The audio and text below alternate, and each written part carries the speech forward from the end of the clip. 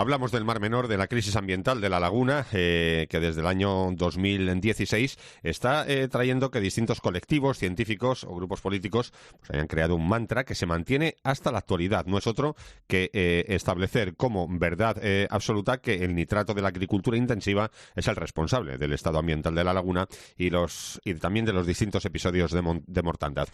Hablamos con agroingenieros por el Mar Menor. Como siempre, saludamos muy amablemente a Pedro Fernández. Gracias por atendernos. Pedro, muy buenas.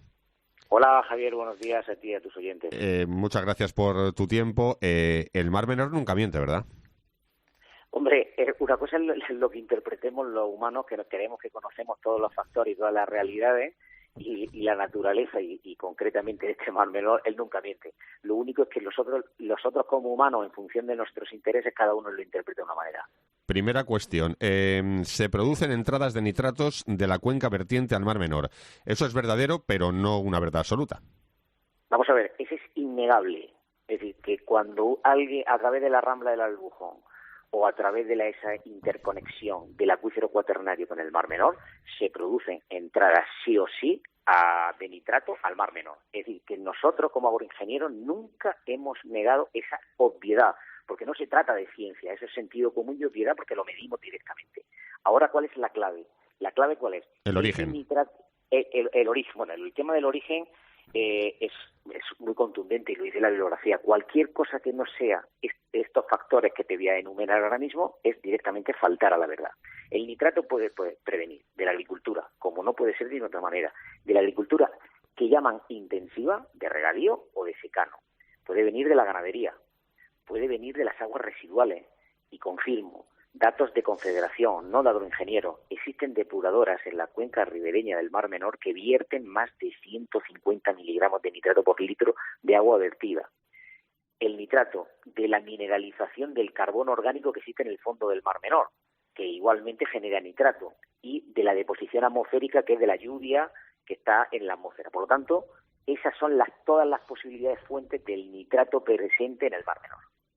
Que hay entrada de nitratos es evidente, eso es verdadero, pero lo que sí consideran agroingenieros por el Mar Menor que es absolutamente falso es que el Mar Menor contenga muchos nitratos. Bueno, animo al órgano competente en la calidad de las aguas del Mar Menor que haga público de nuevo los últimos datos de nitrato en la columna de agua. Lo animo. Es decir, que nuestros datos medimos de hace menos de un mes, menos de un micromol por litro de agua. Para tus oyentes, el Ministerio establece para el Mar Menor concretamente que es un nivel bueno de 6,45, un ejemplo médico que lo va a entender cualquiera.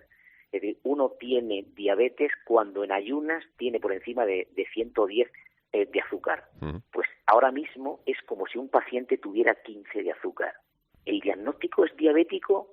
Por Dios y por la Virgen. ¿Va a ser con un nivel de 15 de azúcar? No. Entonces los niveles de nitrato, que lo hagan público. Y además, de los que hablan permanentemente del Mar Menor y que publican en revistas científicas, revisados por pares, de la Universidad de Murcia, del Instituto Oceanográfico, confirman que el nivel de nitrato está en la mayor parte de los casos por debajo de 1.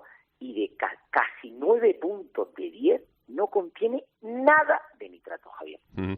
Claro, de la misma forma que hay que desmontar que el origen del nitrato sea de la agricultura intensiva, de la misma forma o de forma paralela también hay que desmontar ese mantra también que viene a decir que las aguas residuales vertidas a la laguna pues prácticamente no afectan significativamente al estado ambiental.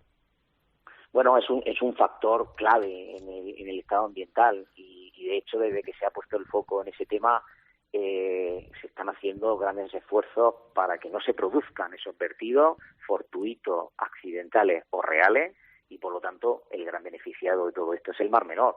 Datos de la propia Consejería de Agricultura confirman que los niveles de transparencia en el Mar Menor son los más altos de la serie histórica. Por lo tanto, el que no entre ni un litro de agua residual al Mar Menor no será beneficio de agroingenieros, no será beneficio de nadie en particular, es del Mar Menor en general.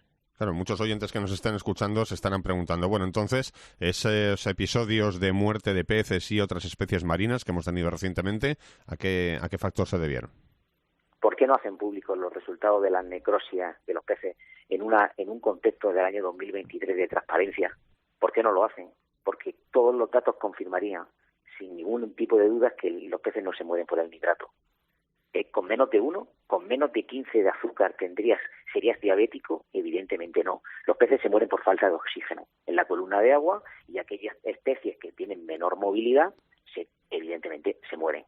Los distintos casos de las mortandades han sido probablemente diferentes, como han confirmado los que saben del Mar Menor, pero lo que tengo ningún tipo de duda es que no se ha muerto ni un solo pez, ni una sola especie marina en el Mar Menor por el tema del nitrato. En este sentido, Pedro, creo que habéis hecho una comparativa concretamente con el río Tajo, aguas abajo de Toledo. Sí, bueno, el río Tajo, aguas abajo de Toledo, que lleva acumuladas los vertidos de aguas residuales de las ciudades de Madrid y de Toledo.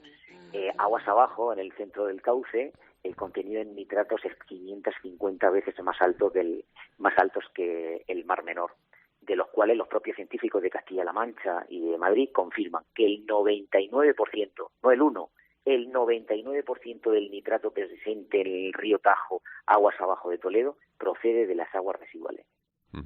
Bueno, terminamos como empezamos, Pedro. El Mar Menor nunca miente, y lo que sí estáis convencidos desde Agroingenieros por el Mar Menor es que esta máquina de la verdad sobre el diagnóstico de la laguna, pues más pronto que tarde o con el tiempo va a acabar poniendo las cosas en su sitio, ¿no? Eso es lo que confiamos, por el interés de estas personas, de muchas personas que viven del Mar Menor, con su alquiler de casas, con alquiler de motoacuáticas, con un pequeño restaurante.